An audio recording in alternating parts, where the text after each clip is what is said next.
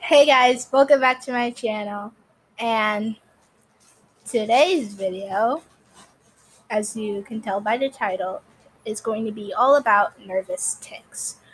In my first video, I explained that I have nervous tics because I have several different anxiety disorders: generalized anxiety, social anxiety, and performance anxiety. So, nervous tics, I feel like they're not really talked about as much. Um, so that is why I'm going to look up how common they are. Um, so give me a minute.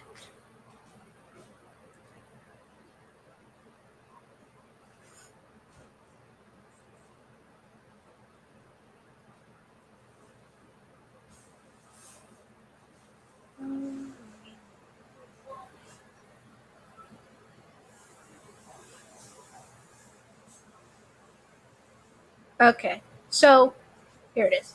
Roughly 3 to 8 people out of 1,000 suffer from what are commonly called nervous tics. So, I was afraid I was not going to find it, but found it. Anyways, I started having nervous tics when I was in 8th grade. So, um, at first, I did not know they were tics. I thought there was some type of, because my tics started out with a lot of jerking movements, so like that. So I thought I was having some type of seizure or something, and that's not good. So I was really worried, but then they went away, and so then I was like, okay, I guess it's fine. But then they came back when I was a freshman in high school, and they came back uh, when I was hospitalized for the first time at a psychiatric hospital. So for me, that was traumatizing. So um, it makes sense why they came back around that time, but to me, it did not make sense at all because they would always come and go. I don't know for some people if they live with it all the time, like every day. For me, I don't. I only get it when I'm going through like a difficult change that causes me major anxiety. So yeah, for me it's different. Um, some of my tics are vocal, um, motor, so like physical, and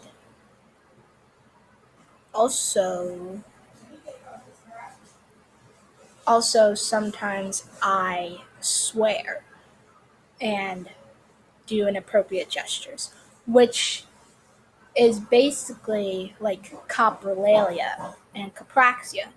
However, I do not have an official diagnosis of those things, so I don't know for sure, but to me, that's pretty self explanatory if I'm always saying um,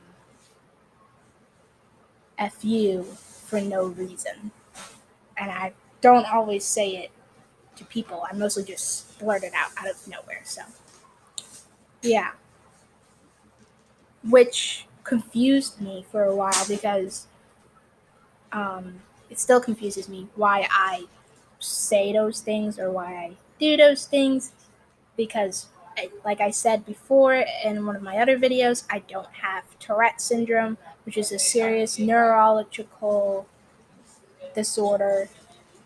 Sorry if you hear talking in the background. Um, Family members talking, not being respectful. Anyways, um, so yeah, Tourette's is something more serious, and it's an everyday thing.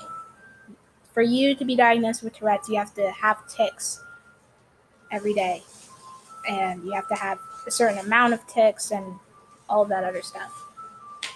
But nervous tics, um, it's usually associated with an anxiety disorder, or you probably don't even need to have an anxiety disorder to have nervous tics.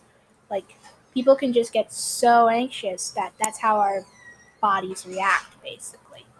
So, yeah, for a long time, my body didn't react that way. So once I started reacting that way, um, you know, doctors and, you know, doctors, neurologists, and stuff, they had to make sure that, because a lot of people were saying maybe she has epilepsy, some type of epilepsy causing these jerking motions that I was doing. And I'm going to look up the exact diagnosis they were about to give me. This was back in June of last year. And okay.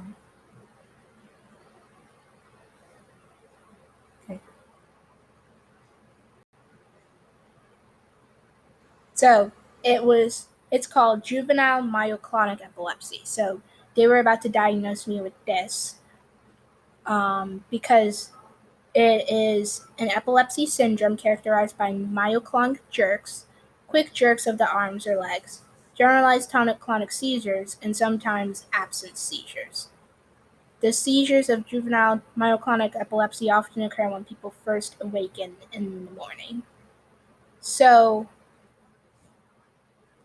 at the time, I was only having jerking motions, but not just of my arms and my legs, but my head, my neck, stuff like that. So, and my neurologist was 80% sure that I had this condition, and that's what scared me the most, because that's a big percentage out of 100. So, but luckily, when they did the EEG on me last year, it came back clean, nothing. So of course, they just said, "Hey, maybe it's her anxiety." So yeah, so I just went with that, and that's pretty much what I've gone with all the time, because like I said, I only notice these tics when I'm going through something very anxiety provoking. Um, like lately, I've been going through some tics because my therapist at school, he's on paternity leave, and it's very hard to not have him around and stuff, not have him, you know, accessible, if you like to say to me. So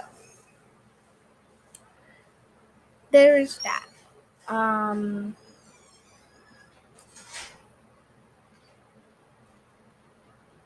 so like I said, my tics are vocal tics. I'll demonstrate for you guys a few of them. Uh,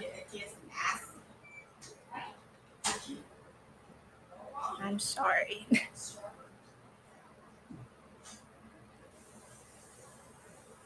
Anyways, so